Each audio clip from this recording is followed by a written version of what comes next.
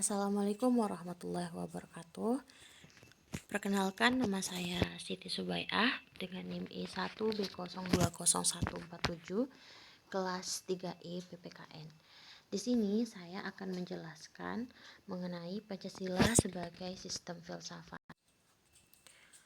Nah, Pancasila sebagai suatu sistem filsafat itu terdiri dari ontologi, epistemologi, dan aksiologi.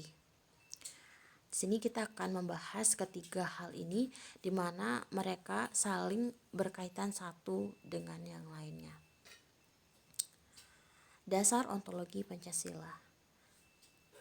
Bidang ontologi hakikatnya menyelidiki tentang makna yang ada atau eksistensi dan keberadaan baik itu manusia, benda, alam semesta, ataupun metafisika. Secara ontologis, penyelidikan Pancasila sebagai filsafat itu dimaksudkan sebagai upaya untuk mengetahui hakikat dasar dari sila-sila Pancasila. Pancasila sendiri itu terdiri atas 5 sila yang dimana setiap sila bukanlah merupakan asas yang berdiri sendiri, melainkan memiliki satu kesatuan dasar ontologis.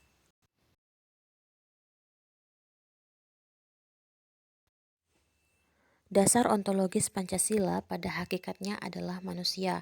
Hal tersebut dapat dijelaskan bahwa yang berketuhanan yang Maha Esa, yang berkemanusiaan yang adil dan beradab, yang berpersatuan, yang berkerakyatan dan dipimpin oleh hikmat kebijaksanaan dalam permusyawaratan perwakilan, serta yang berkeadilan sosial pada hakikatnya adalah manusia.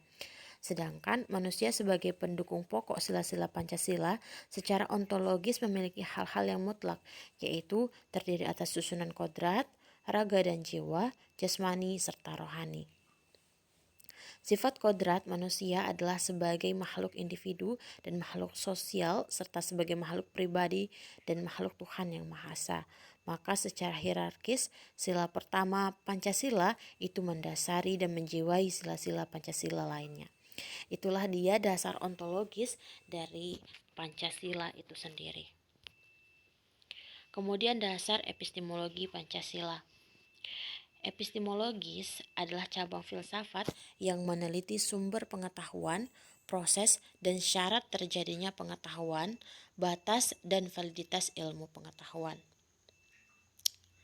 Secara epistemologis, kajian Pancasila sebagai filsafat dimaksudkan sebagai upaya untuk mencari hakikat Pancasila sebagai suatu sistem pengetahuan.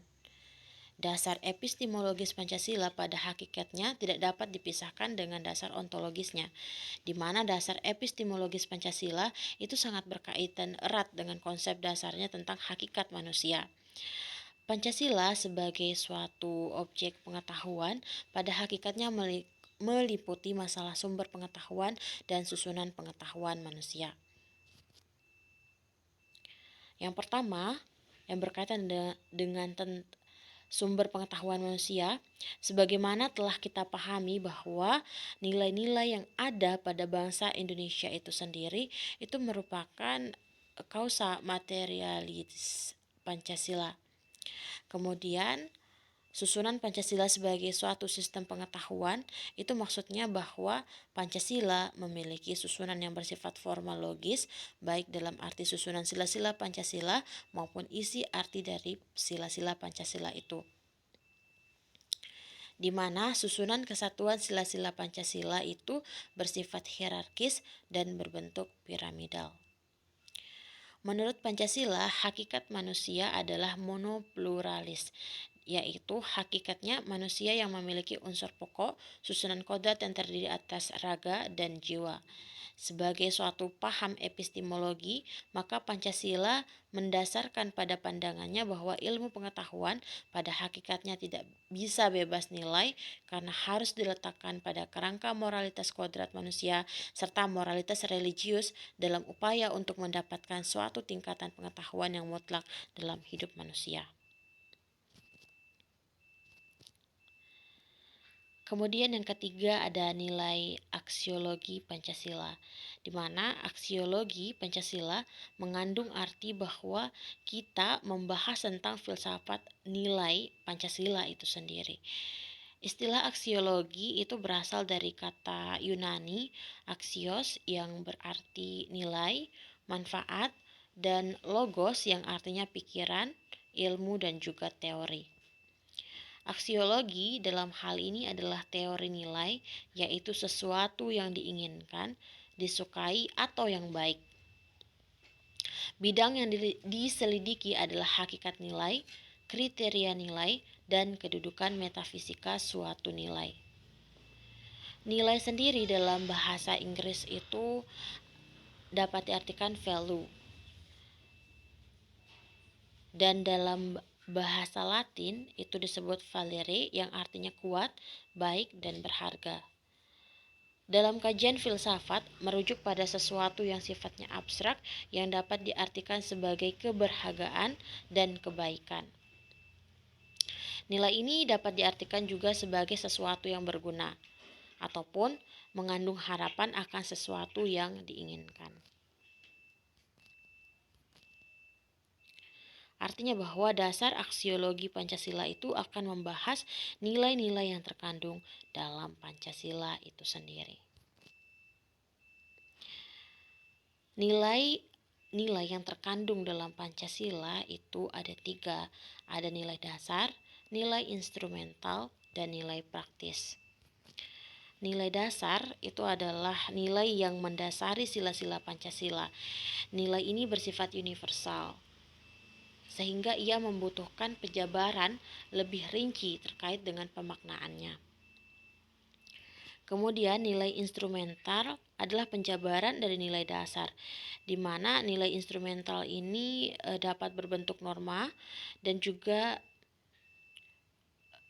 akan terkristalisasi dalam bentuk peraturan dan mekanisme lembaga-lembaga negara.